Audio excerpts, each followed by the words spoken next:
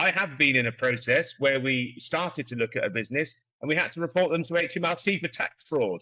I know, I've been there. It's easy to start putting expenses through that you can sort of get away with to some degree, but it's not sensible if you think you're going to sell that business in the future. The best guests on a podcast are those who have achieved immense amounts of success and they're not fussed about people's views on what they say or do. Welcome to the Exiteers podcast. Hi, good morning. Absolutely delighted to have Andrew with me today. I met Andrew at Ideas Fest. We were on a panel a few weeks back, and I just thought he had exceptional energy and a brilliant story to share about his exit. So no pressure at all, Andrew, but there's a lot to live up to there, mate. Absolutely, yeah. You built and sold an FM company called Pareto, but I certainly won't do it justice, mate. So do you want to do a little bit of background and then we can get into it? Yeah, absolutely. I think it was my pink trousers that were giving energy off on the stage on the day. I got a lot of comments about those. So yes, look, Andrew Hulbert, I am 39 now. When I was 27, I founded a facilities management and property services business from my bedroom. I grew that business from literally nothing, and I mean me on my own in a bedroom with a laptop, famously in my pants, as I always talk about, because I had no idea what I was doing on day one, but no backers, no loans, no finances or anything. And we grew that business to a £50 million business over the next 9 years. And we ended with around 500 staff. And in that time, I did 2 private equity exits. So one in 2021, which was about £18 million that we received. And then another one in 2023, which was an undisclosed figure, but significantly more than that. And so for us, I went through the process of being that mad entrepreneur that was at the center of this sort of insane growth that we went through. And just for context, we would have been number 13 on the Sunday Times Fast Track in 2020 had we have applied for it. We applied a year later, we were number 51. But we were one of the fastest growing organizations in the UK, if not the world at that stage. And yes, I've been there, done it, lived it, laughed, cried and bled for the business. So yes, I'm looking forward to a raw discussion today, Rachel, which I think is why we've connected quite well on this sort of stuff. So yeah, definitely. I totally agree, Andrew. And I think there's tons of podcasts people can listen to if they're looking for that kind of vanilla business advice. The bit that we really try and drill into here is, we really do want to understand that journey and that story and, what went well and what was a bit of a fucking nightmare, but also the emotional impact of building a business, of scaling it as fast as you did. And then I'm right in thinking you'd step back as well from the CEO role as part of that journey. So there's a roller coaster there, mate, and it would be great to dive in. I guess my first question for you, you'd mentioned building this out in the garage, bedroom you used actually, not garage, and being in your pants, which is a phrase I'm familiar with, having run development teams before.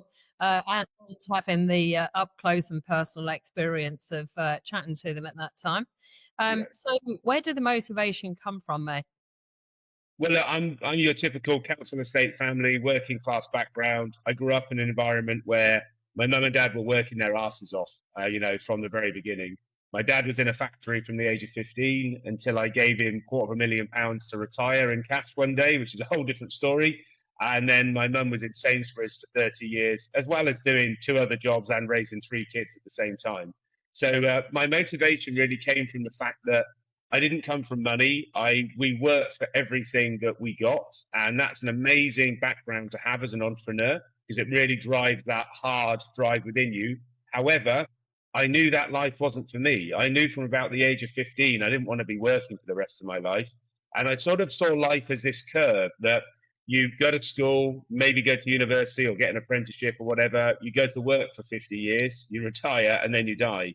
And for me, I didn't want that. I wanted to get off that curve as early as possible. look, I'm an upstart entrepreneur that thinks I know better than anybody else. And many people who are entrepreneurs will know exactly what I mean by that. You do it my way or no way. And that's always worked for me. Got me into lots of trouble as well on the way, no doubt about that, and will continue to. So yeah, that was really it. That was my motivation. And look, when I was 15 and starting to sort of mature ever so slightly, I business was the only thing I was good at. I wasn't good at anything else. My grades were terrible in my A levels and around everything else I was doing. So business was the only thing that caught my attention. And I didn't know what business I was going to start. But when I went to university, I ended up randomly in a graduate scheme with a facilities management business, a little one called Rollright, and I just got on well with them. And I saw this sector that, although there's 125,000 suppliers in this sector, I believed I could go in and start a business and do it better. And that's what we were able to prove in the last 10 years or so. If you're listening to this podcast, you are either a massive fan of mine, and that's fine. Alternatively, you may well be working towards an exit. A lot of the businesses we work with are 5 years out, and there are a number of activities that need to happen to make sure that a founder is extracted from the day-to-day, the processes are in place, there is a robust strategy, and there's repeatable revenue. And we spend all of our time working with founders to make sure this is a reality. The gap between where you are today and being exit ready is where most founders leave a serious amount of cash on the table. If you want to have a chat about planning for an exit, drop me a message at thegrafter.com and mention the Connor brothers, and then I'm going to know that you are an Exiteer pod listener. After all of that hard work you've put in, we want to make damn sure that your exit is one worth talking about. And I want to go back and pick up at some point the $250,000 to your dad, because I think that's a hell of a story. But I guess my question is that early energy, naivety, arrogance. I understand all of that. They're all traits that I have. I guess, where does that self-belief come from? Do you know, I've done I sold this business 2 years ago, and I got my beach money, as they say. So I've had a bit of time to decompress since that time. I'm 39 now, and I've spent the last couple of years just thinking, bloody hell, what just happened in the last 10 years? Because honestly, and I mean this, for anyone who goes on a fast growth journey, there are chunks of time I have no memory of, because you are just so focused on the end goal: grow, grow, grow, grow, sell, invest, whatever. I don't really know where the determination comes from, other than just what's happening in here, in your soul and that internal voice that you have. For me, an entrepreneur is somebody that's willing to sacrifice other things that they want to do to aim for a higher goal. And we all have a different goal, right? All my goal ever really was I didn't want to wake up and have to do what someone else was telling me to do. So I didn't want to be somewhere that someone else was telling me, or didn't really want an alarm clock. So for me, I was trying to get to that point in my life where I could do that. I didn't want to necessarily buy a catamaran and go around the Bahamas for the rest of my life. That wasn't what it was about. It was about making choices that I wanted to make on a day-to-day basis. And I think, just if you spoke to my mum, she would say, like, from the age of 12, because we lived in Oxford, we cycled everywhere. So like from the age of 12, I'd cycle. She wouldn't see me for 6-7 hours sometimes, and then we'd come back, and I just had this sort of sense of adventure and independence from a very, very young age. No, this is before, obviously, iPhones and AirTags and everything else that went with it. You just sort of had to trust that the kids would come back at some point. So yeah, for me, I always felt that I was very competent and capable, and that I'd be able to put my mind to something. And I still believe today, if I tried to start another business in something completely different, I would make a success of it. But right now, I'm really focusing on kids. My kids are 4 and 6 now, so that they're a lovely age to spend all the time with that I have. And I don't trust myself, but if I start something else, I won't just throw myself into it 100% again. So I'm holding off for the time being. I'm smiling, Andrew, because you meet a kindred spirit, don't you? And you just know that. Entrepreneurs are often similar in traits, but when we were chatting both at the event and after, I thought, wow, there is a shit ton of similarities between you and I. So I get I get that. So talk us through the journey then, mate. So you Yeah, built Crypto, it's yeah, been built at home, yeah, and then first private equity was yeah. 2018, and 2021, 2021. right, Yeah. 2021, and you get cash in to accelerate the growth of the business. What was that like? Yeah. Okay. So let me give a bit of context. So look, when I didn't know what private equity was until I was in this sort of grown this business, and when I started Pareto, the previous business I was in, the owners had sold and they made 2 million each, right? And to me, that sounded like wow, that amazing. And look, 2 million is an awful lot of money. But by the way, once you paid off your mortgage and you're giving your mum some and you bought a car and maybe you bought your kids a house or whatever, not that much left over from there. It's not enough to go and retire on for the rest of your life. So we were growing and growing this business, and it got to about nearly 20 million turnover roughly. And we thought, oh, we'll go out to the market and just see what it's worth because we had no idea what was going on at that stage.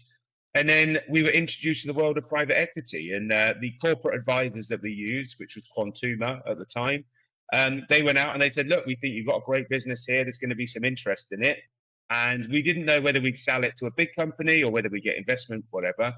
The famous story I tell a lot is, but I went to bed one night and I thought we were going to get offers around 6 million, around that's what we thought it was worth. And the offers were 14 to 20 million that came in, and there were 8 offers for the business. And I never forget going to bed that night, reading it, just going, shit, how have we got this so wrong on our side? We're so far away. And for anyone that understands corporate advisor ratchets, we really got done over on the ratchet because we thought the business was worth a lot lower than it was. And the corporate advisors made a great return because I think if they sold it for more than 10, then that's when their ratchet started and the little bonus that they got on the top. So, hey, well done to Quantuma for the deal that they did on that one. Yeah, that's the very easy story. We took a deal with NVM, which was a mid-market Reading-based private equity. Great guys. That they offered 18 million, which we took. Look, I'll go into some detail, but things like free cash, we had about 3 or 4 million of free cash at the time, which we could release through the deal as well. And this is my first deal, so I was on entrepreneurs release as well for the first million that we took. So, like, crikey, I paid 10% tax on that first million and then 20% on the rest. So, like, the numbers are phenomenal in terms of what you're able to achieve. Now, that's all lovely and sounds very straightforward and simple and everything, but crikey, going through a private equity due diligence process, the piece of advice I give the most is you are not ready until you've been through it and you understand what they're going to ask, because they have very expensive people that are going to come in and ask you more questions about your business than you ever thought was possible. And also, as an entrepreneur, you know the fragilities of your business. You're the most critical person of your whole business out of everybody because you know it in your heart where the problems are. And they're going to find them, and you're going to have to explain them to somebody, and you're going to have to go through hours and hours and days of financial due diligence and remodeling and cash flow forecasting and balance sheet shit. But honestly, that first deal we did was about 3 months of due diligence, and it was a hard yard, predominantly because I didn't tell anybody it was happening. So just me and one other guy that was the CFO, and we did it between us. And I mean, I'll come on to the next deal where we didn't do that. But yeah, that was my early experience, and I wouldn't recommend that because it was hard work. I remember selling the second business, and it wasn't PE, but it was to a listed firm. And I remember thinking, I think I did a LinkedIn post where I basically said, I understand my business in a way that I've never understood it before. And it was Yes. like an MBA on roids for me, because of course they're not looking at it through a rose tinted, oh, this is amazing. I love the people.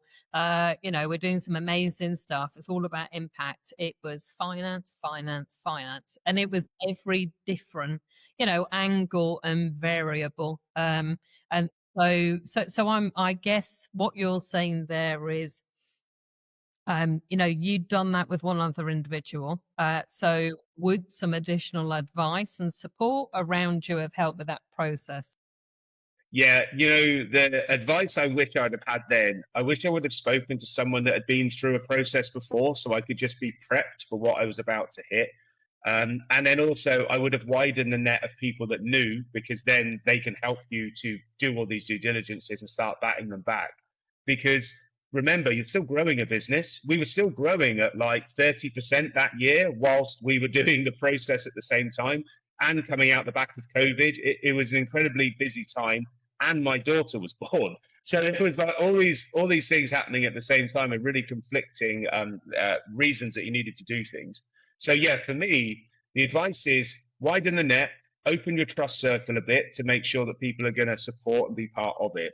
But also real basic things. And I've been fortunate enough now, I work on the acquisition side now. So in terms of acquiring other businesses, don't do stupid shit in your finances, like put your wife on the payroll, but she doesn't actually work there, or put all your mobile phones through it, or put a car through it that your son uses or something. Like, just try and make sure you run a good business in a good way where you're not having to answer difficult questions.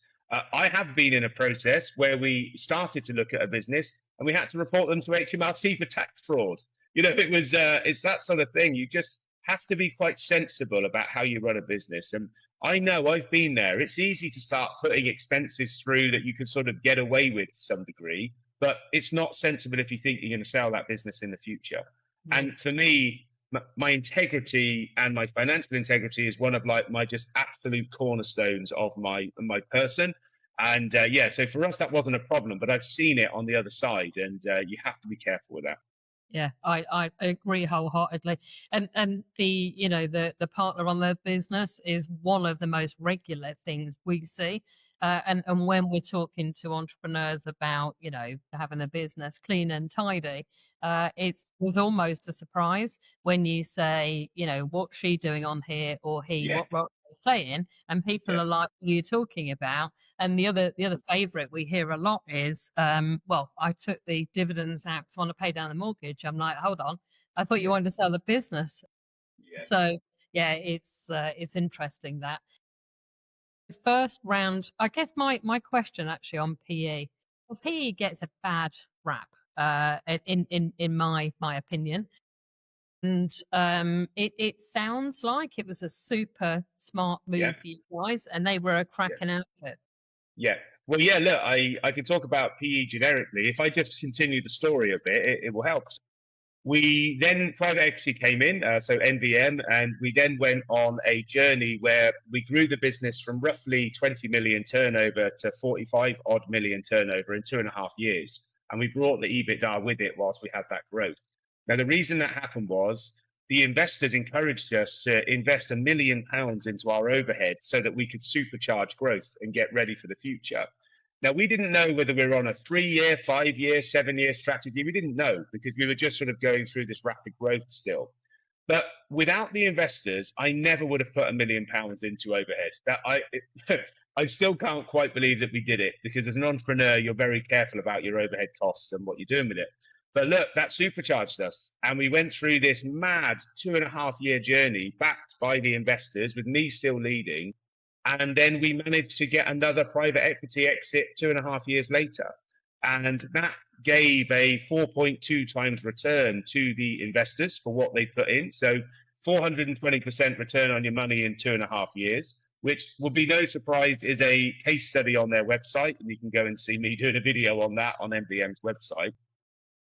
We also created a 20% sweet equity pot at the time for the team as well.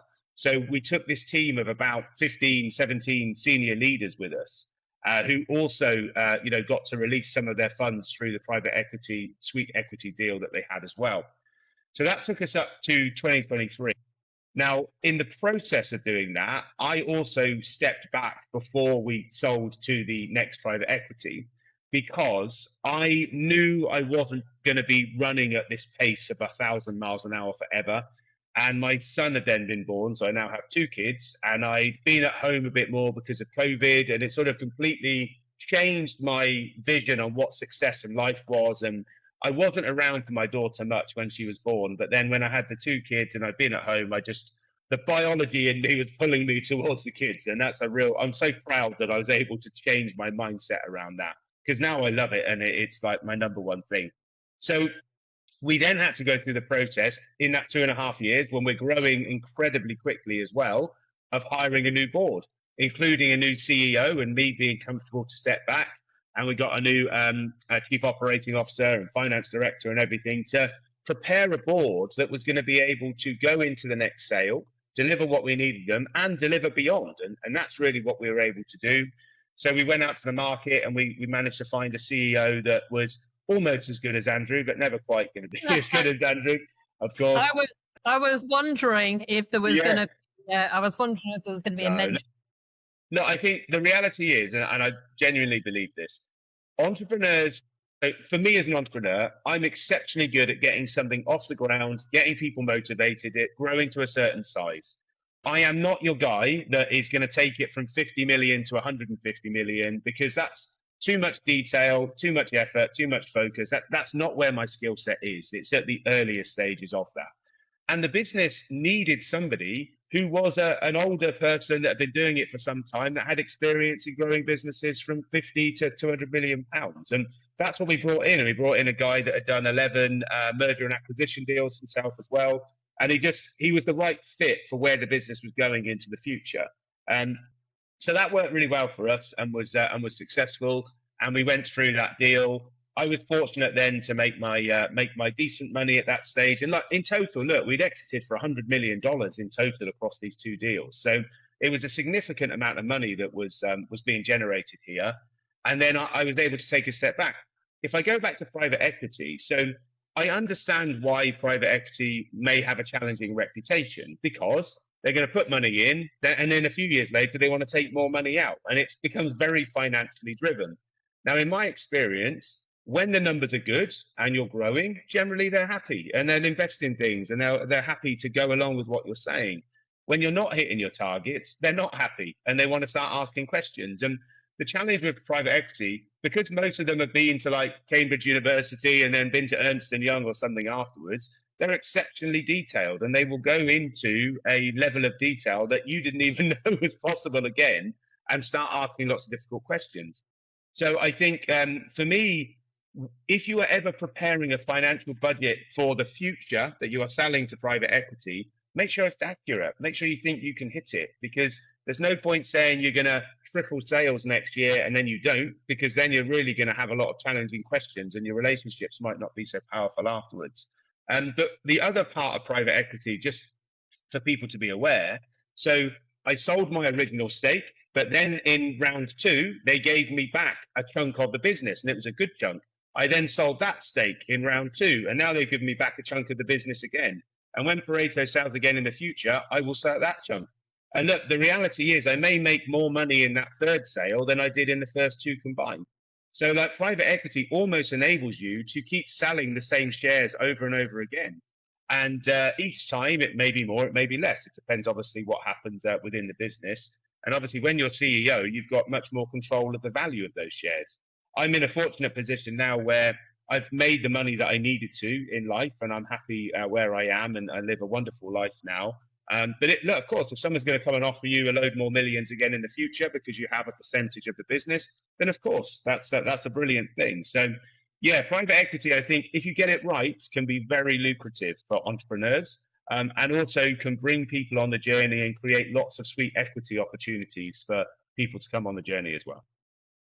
I really appreciate you sharing that view. I mean, I haven't sold to PE, and they notoriously seem to get a bad rep. But you know, the explanation you provided is pretty damn logical. They're putting money in, they're expecting a return, and they're not expecting Fantasy Island along the way, which seems kind of fair. But the bit that really stood out to me there was that million on the overhead, and probably because, as I've already said, similarities I think with you and I in approach.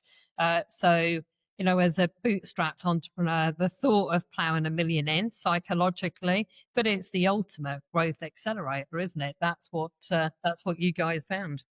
Yeah, and it was because we accelerated in the growth engine. Because look, the harsh reality was for the first 6 years, I did all the sales. I did everything, finding them, writing the tender process, pricing them, doing the pitches, delivering them afterwards. And look, I sold £250 million of services and delivered them in that time. That's the cumulative number. Wow. So we weren't selling stuff and then not delivering it. We were selling it and then delivering it and then continuing to grow at the same time. So like yes, I was a good salesman within that scenario, but also we were going on a journey. We were taking customers on this journey that the sector hadn't really seen, this modern, younger, ESG-led approach to services before. And I go back to my roots because I saw my mum and dad working on relatively low wages. You know, they weren't treated badly, but they weren't treated particularly well by the organizations they were working for. They were just numbers. They were just people that worked there, and that was it. So I wanted to sort of say to the sector in facilities management, which often has low wage workers within it, that we should treat people like rock stars, that they're the heart of what we do, and let's really put them back at it. And when the customer, it's a highly fragmented market, when the customer has so many options, you just have to try and differentiate yourself in a way that's authentic. And I could sell ESG because it's true. Those values to me are very, very real. And I'm incredibly tolerant and open, and I want to embrace different cultures and inclusivity and everything that comes with it. And the charity work that I do is mainly based around that. But look, being a straight white middle-aged millionaire now is difficult for me to preach on that side of things. But it is, I can't help my characteristics, right? We are what we are. So that's it. Yeah, wholeheartedly agree. So that journey then, Andrew, so bootstrapped to $100 million. $100 million, yeah. At period of time. What did you, I mean, you got the party started, and that's an unbelievable achievement. And I guess my question is, what went in initially to see the build of that company versus what came out? You know, you've talked about multiples for PE firms and other bits, but for you personally, what was, I'm not asking you to declare exact numbers, but what was that multiple looking like for you? No, well, look, unfortunately on the second deal, I can't disclose that. It's an undisclosed deal, but look, it's significant numbers that are well into 8 figures in terms of personal wealth, in terms of what I'm doing, where I am. But look, what went into it realistically was sacrifice. I think, like I said, with entrepreneurs at the start, I just threw myself into it. And when I started, I had a conversation with myself, which really was, because look, I was married, I had a house, I had a mortgage for the first time. I didn't have any kids to start with. And I said to myself, look, if it all goes wrong, you lose your house, you lose your money, you lose your marriage, and you go back to your mum and dad's house and start in your bedroom again and do it all again. A bit like the Simon Cowell effect, as they talk about. However true that story is, I don't know. But the sacrifice really, when I got out the other end, my marriage was intact, just about, and my wife had been incredibly tolerant through that time. My relationship with my children needed to be worked on because I hadn't been there enough and I hadn't prioritized enough, but that's really what I've been focusing on. And my friends.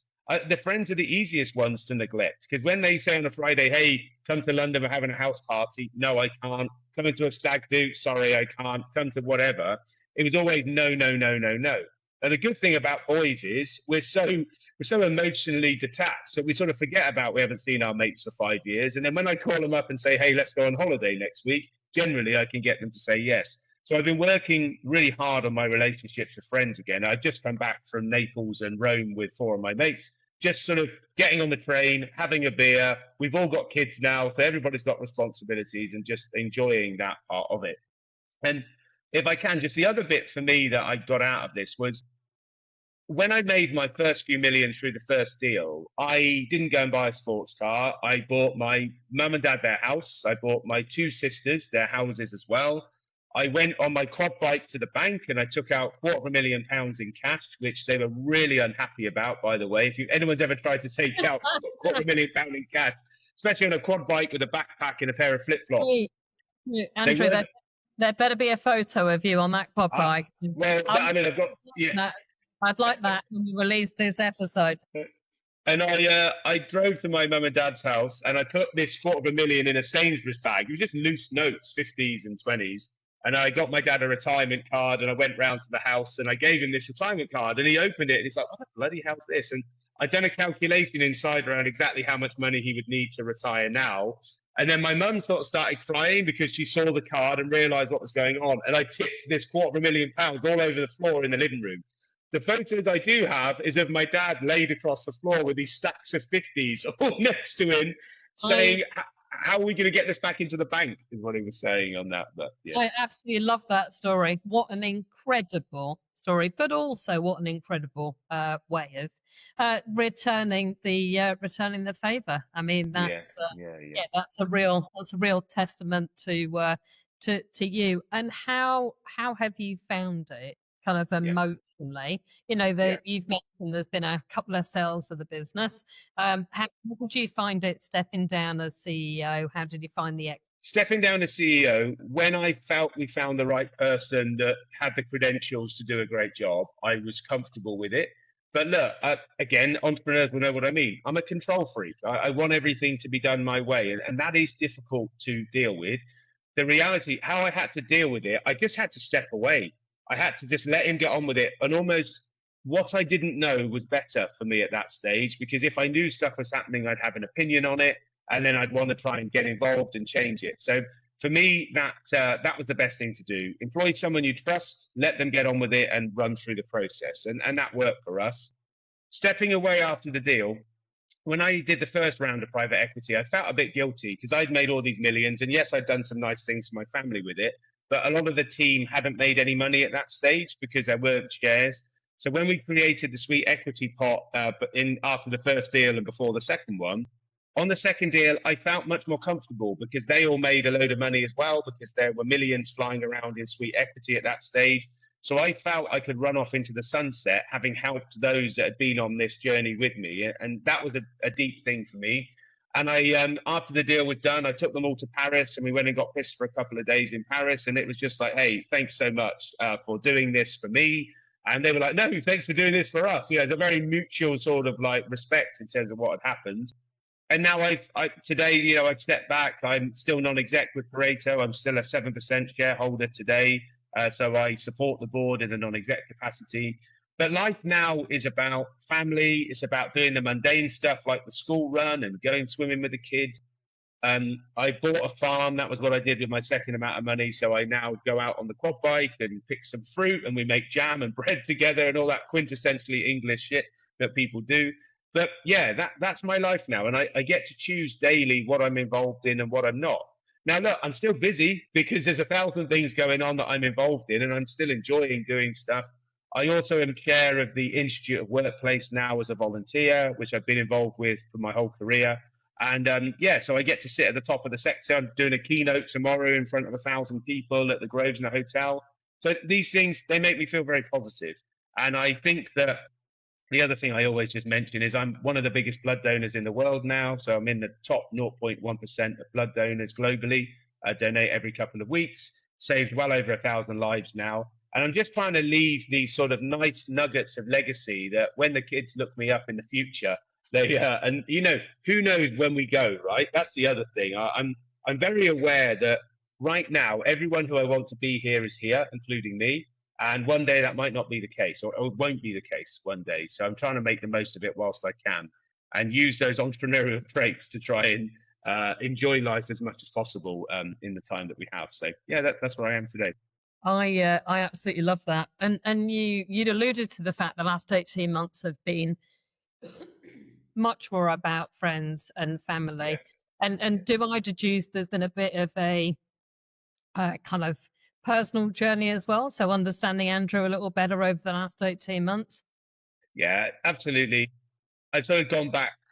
Honestly, it feels like I'm sort of in my early 20s again mentally, because I'm trying to work it all out again in terms of what does my life now look like. Like I say, I'm 39 and I have enough money now to go for the rest of my life. So now it's about making the right choices and finding out what's important to me.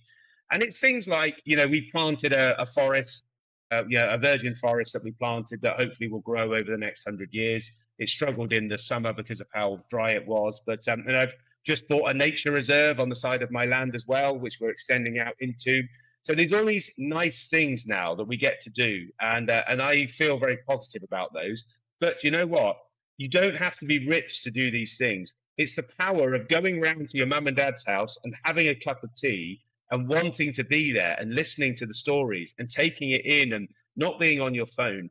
The challenge I have for myself, I wasn't always a nice guy when I was going through this with my family. I would be there, but I'd either probably fall asleep on the sofa or on the floor sometimes, or I'd just be on my phone constantly, not in the room. And they really bared with me during that time. And now I like to be present. And, it's, yeah, I feel very, very rich because of that and being able to spend the time and be part of family life. And that's important to me. And that's my community background. And going back all the way back to that sort of council estate originality mentality, it's all about being together in community and eating together and Christmas together and all those wonderful things. So I get to enjoy that now.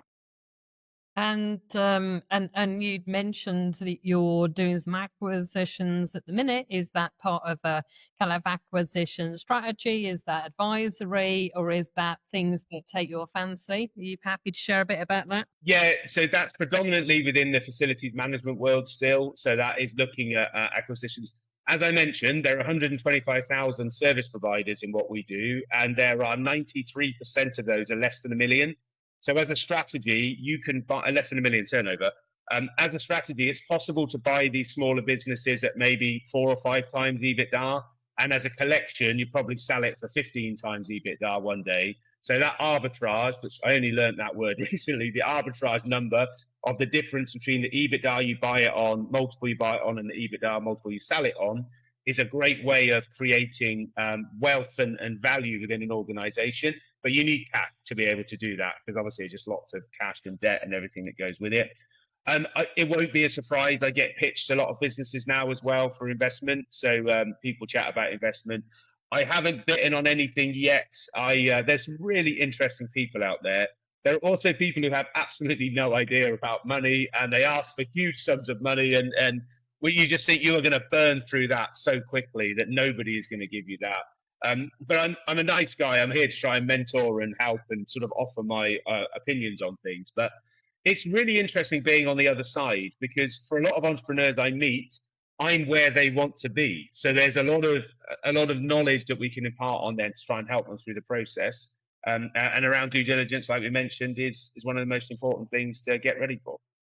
Yeah, I agree. And I often find myself in the same place around the pitching. And the reality for me is I do think, this hard graft needs to happen, doesn't happen by osmosis. And so actually putting a shift in and going through those hard yards is unfortunately or fortunately part of the journey. I mean, the age-old phrase around, things that come to us too quickly, too easily, whatever the stats are around lottery winners, blowing it and, back to the job they were doing before. I mean, there's a reason it's hard.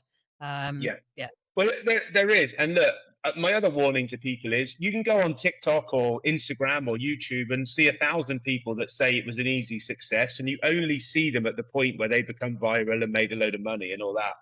You just can't. You have to remember there is a starting point that everybody was at where they had nothing and they're trying to work their way through it. And success, there's a phrase, isn't there? It takes 10 years to become an overnight success. And I think that is so true. You probably need 10 years of hard work before you just click and things happen. And even with me now, I'm actively trying to raise my public profile. I haven't done previously. I'm happy to tell the story. I have nothing to sell. I have nothing to promote. I have no book. There's none of that sort of stuff. I just love chatting to people and imparting the story and the wisdom, and just saying that anyone can go on this journey. It's just bloody hard work and a little bit of luck along the way.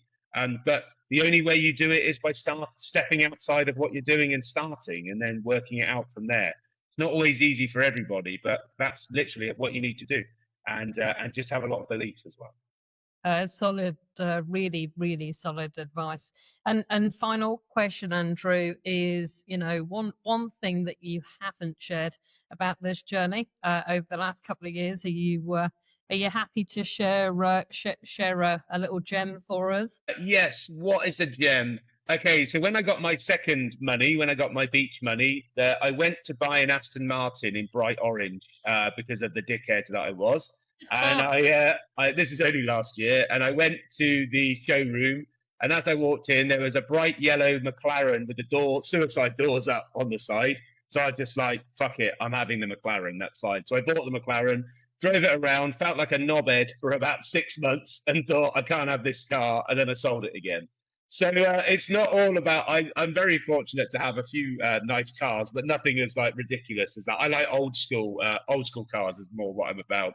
But yeah, when you drive around in a bright yellow sports car, people stop in the road and take photos, and they're overly interested in what's happening.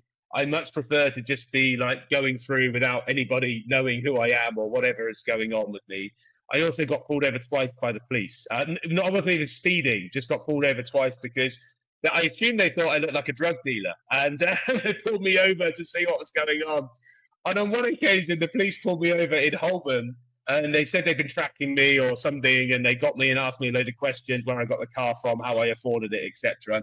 And obviously, I was able to answer those questions correctly, but I was in shorts and flip flops and a hoodie or something, so I didn't look like I necessarily owned the car. And afterwards, they calmed down and they said, "Okay, yeah, you sound fine," sort of thing. And the police officer said, "Oh, could I sit in it?" I'm still pulled over in Holborn on the side of the road, and he opens the suicide doors and he sits in the passenger seat, and I just like that. It just sums it all up, really. I think he'd only pulled you over for a selfie, mate. So I know he probably did, but yeah, that's probably the thing. I sold the sports car now, so that one's gone. It didn't quite work for me. It's funny, isn't it? Because I think perhaps that was a hark back to 20-year-old Andrew fancied a toy. And similar after I sold the business. It was a Porsche. It lasted 6 months and I got so many points. It was heartbreaking pain to fill the bloody thing up. I thought this needs to go back. So, all a learning. That's my nugget. And Andrew, if people do want to reach out, how do they find you? Yeah, LinkedIn is the best place. So LinkedIn/Andrew Hulbert is my handle. So yeah, please drop me a note on there and get in touch. Brilliant. Andrew, absolutely love your energy, mate. Really, really enjoyed meeting you at Ideas Fest and really appreciate you taking the time to share your journey and your insights today. So thank you very much. Rachel, thank you. Exactly the same for you. I think on stage we kept catching each other's eye going, yep, we could really tear this apart. And I tell you, imagine we started a business together, how absolutely it would just be an explosion. I'm not always sure in a good way, but yeah, is there enough room for more than one determined entrepreneur in a room? I don't know, but no, love your energy as well. And thank you so much for the opportunity. I really appreciate your line of questions and everything. So thank you. Well, Luke, pleasure, mate. Before you go, if you like what you're listening to on the Exiteers podcast, like, review, and subscribe. Is that right? Okay, perfect. Cheers.